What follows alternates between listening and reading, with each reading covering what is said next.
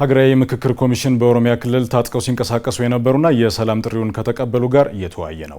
ኮሚሽኑን የውይይት መድረክ ያዘጋጀው ታጣቂዎቹ ለሰላም ቦታ ሰጥተው አጀንዳዎቻቸውን ቀርጸው ለሀገራዊ ምክክር ኮሚሽኑ ለማስረከብ ያላቸውን ዝግጁነት መሰረት በማድረግ መሆኑን ዋና ኮሚሽነር ፕሮፌሰር መስፍን አርአያ ተናግረዋል። ለሀገር የሚያዋጣው ኢትዮጵያውያን ፊት ለፊት ተገናኝተው የሀሳብን የበላይነትና ገዥነት በመሰል መድረክ ሲያረጋግጡ እንደሆነም ተነስቷል። ውይይቱን እየተከታተለ የሚገኘው ባልደረባችን አሸናፊ ሽብሩ ተጨማሪ መረጃ ላይ ደርሰን በቀጥታ መስመራችን ላይ ይገኛል። ከሱ ጋር ቆይታ እናደርጋለን። አሸናፊ ድጋሚ ተገናኘን። እስቲ የተነሱትን ዋና ዋና ጉዳዮች ብትነግረን። አመሰግናለሁ። በዛሬው ዕለት እንግዲህ የኢትዮጵያ ሀገራዊ ምክክር ኮሚሽን በኦሮሚያ ክልል ከዚህ በፊት በትጥቅ ግጭት ላይ ይንቀሳቀሱ የነበሩ ታጣቂዎች የሰላም ጥሪውን ተቀብለው ወደ ማህበረሰቡ የተቀላቀሉት አጀንዳዎቻቸውን ለሀገራዊ ምክክር ኮሚሽኑ ልክ በሌሎች ክልሎች ልክ በሌሎች አካባቢዎች እንደሆነው ሁሉ አጀንዳዎቻቸውን ማስረከብ እንዲችሉ የሚያስችለውን የውይይት መድረክ ነው እያካሄደ የሚገኘው። በዚህ መድረክ ላይ እንግዲህ የኢትዮጵያ ሀገራዊ ምክክር ኮሚሽን ዋና ኮሚሽነር ፕሮፌሰር መስፍን አርአያ እንዲሁም ደግሞ የኦሮሚያ ክልል ርዕሰ መስተዳድር የሰላምና ደህንነት ጉዳዮች አማካሪ ጀነራል ኃይሉ ጎንፋን ጨምሮ ሌሎችም በዚህ መድረክ ላይ ጥሪ የተደረገላቸው እንግዶችና እንዲሁም በትጥቅ ትግሉ ላይ ሲንቀሳቀሱ የነበሩና የሰላም ጥሪውን ተቀብለው ወደ ማህበረሰቡ የተቀላቀሉ ወጣቶች ጭምር በተገኙበት ነው ውይይቱ እየተካሄደ የሚገኘው።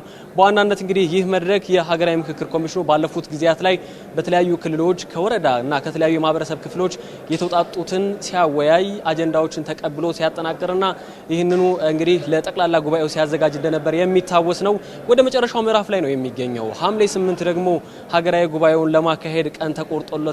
በዚህ ሂደት ውስጥ ያለ እንግዲህ የዛሬው ዕለት መድረክ ደግሞ በኦሮሚያ ክልል በትጥቅ ግጭት ላይ ይንቀሳቀሱ የነበሩ ታጣቂዎች ወደ ማህበረሰቡ ከተቀላቀሉ በኋላ ደግሞ ለዚህ የትጥቅ ትግል ምክንያት የሆኗቸውን ጥያቄዎች ጭምር አደራጅተው ለሀገራዊ ምክክር ኮሚሽኑ የሚያስረክቡበት መድረክ ነው እየተካሄደ የሚገኘው። የመድረኩ መክፈቻ መርሃ ግብር ላይ ንግግር ያደረጉት የኮሚሽኑ ዋና ኮሚሽነር ፕሮፌሰር መስፍን አርአያ በተለይ እንደ ሀገር ያለፉት ጊዜያትን በግጭት ምክንያት ያጣናቸውን ችግር እንዲሁም ደግሞ በሀሳብ ውይይት መፍታት ያልቻልናቸውን ችግሮች በዚህ ወደ ጠረጴዛ አምጥቶ ሁሉም ኢትዮጵያዊ ያለኝ የሚለውን ሀሳብ አዋጥቶ ውጤታማ የሀገራዊ ምክክር መድረክ ለማካሄድ ያስችል ዘንድ ከተለያዩ የህብረተሰብ ክፍሎች ጋር ውይይት ሲደረግ እንደነበር አንስተዋል። በዚህ ሂደት ውስጥ ተሳታፊ ከነበሩት መካከል በትጥቅ ግጭት ይንቀሳቀሱ የነበሩ ጭምር አጀንዳዎቻቸውን ለሀገራዊ ምክክር ኮሚሽኑ እንዳስረከቡ ጭምር አንስተዋል። ይሄ ኮሚሽኑ ረዥም ርቀት ተጉዞ ለሀገራዊ መግባባት ምክንያት ይሆናሉ ያላቸውን አጀንዳዎች እንዲሰባሰቡ ምክንያት አድርጎ ሲሰራባቸው የነበሩ ቆይታዎች እንደሆነ አንስተዋል። አሁንም በዛሬው ዕለት እንግዲህ ባለፉት ጊዜያት ላይ መንግስት በተደጋጋሚ ለሰላም ጥሪ ሲያቀርብ ነበር። በሩ ክፍት እንደነበር በተደጋጋሚ ሲያነሳ ነበር።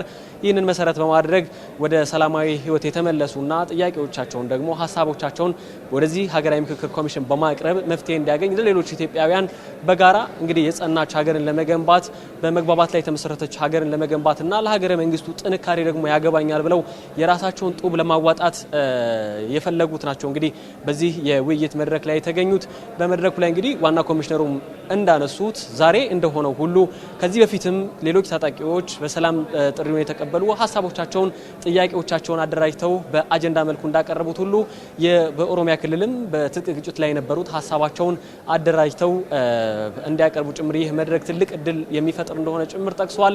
ይሄ ዛሬ ብቻ የሚቆም አይደለም። ይሄንን አጠናክሮ ከማስቀጠል አንጻር እድሎች አሁንም ክፍት ናቸው፣ በሮች ክፍት ናቸው። ይሄንን ሊጠቀሙ እንደሚገባ ሌሎች በዚህ እነሱ ከዚህ በፊት በነበሩበት መርሃ ግብር ላይ ማለትም በትጥቅ ትግል ላይ የሚገኙት ወደዚህ እድል እንዲመጡ ጭምር ዋና ኮሚሽነሩ እነዚህ በዚህ ቦታ የተገኙት ጥሪ እንዲያቀርቡና ሀሳብ እንዲያጋሩ ጭምር አንስተዋል። ይሄም ሀገራዊ ምክክር ኮሚሽኑ እስከ መጨረሻው ሰዓት ድረስ በሩ ክፍት መሆኑን ጭምር ያረጋገጡበት ነው። በመድረኩ ላይ ተገኝተው ንግግር ያደረጉት የኦሮሚያ ክልል ርዕሰ መስተዳድር ሰላምና ደህንነት አማካሪ ጄኔራል ኃይሉ ጎንፋ ባነሱት ሀሳብ ላይ ባለፉት ጊዜያት ላይ የነበሩ የትጥቅ ግጭት ሂደቶች በርካቶችን መስዋዕትነት ያስከፈሉ ክልሉን ዋጋ ያስከፈለ የበርካቶችን ሕይወት የነጠቀና ውድመት ያደረሰ እንደሆነ ጭምር ጠቅሰዋል። ይህንን መድገም እንደማያስፈልግና በሰላማዊ መልኩ በጠረጴዛ ዙሪያ ሀሳብን በማቅረብ ወደ ውይይት መድረክ በመምጣት በዋናነት ደግሞ እንዲህ አይነቱ ወርቃማው ዕድል የሀገራዊ ምክክር ኮሚሽን ሀሳቦች ወደ ጠረጴዛ መጥተው ከሌሎች ኢትዮጵያውያን ጋር ለአንዲት ኢትዮጵያ ለስኬታማይቱ ኢትዮጵያና ለሚፈልጓት ኢትዮጵያ የራሳቸውን ሚና እንዲጫወቱ ጭምር ይህ ከፍተኛ እድል መሆኑን ጠቅሰዋል።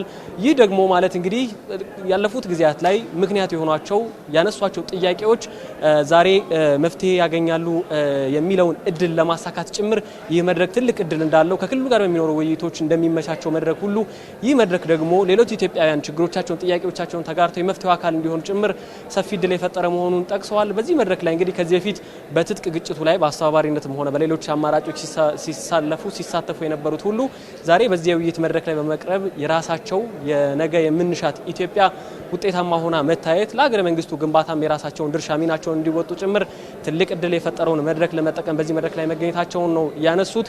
በዚህ የውይይት መድረክ ላይ እንግዲህ የተለያዩ የቡድን ውይይቶች ይኖራሉ። በተለይ አጀንዳዎች እንዲዋቀሩ እንዲደራጁና በመጨረሻም ለሀገራዊ ምክክር ኮሚሽኑ ተደራጅተው እንዲቀርቡ ጭምር በዚህ መድረክ ላይ የተገኙ የቀድሞ ታጣቂዎች የሰላም ጥሪውን ተቀብለው ወደዚህ መድረክ የመጡና ወደ ማህበረሰቡ የተቀላቀሉ ዛሬ ለሀገራዊ ምክክር ኮሚሽኑ የሚያቀርቡትን አጀንዳ በቡድን ተወያይተው ያጠናቅራሉ ተብሎ ይጠበቃል። እስካሁን ግን በመድረኩ ላይ የተነሱት ሀሳቦች ይህንን ይመስላሉ።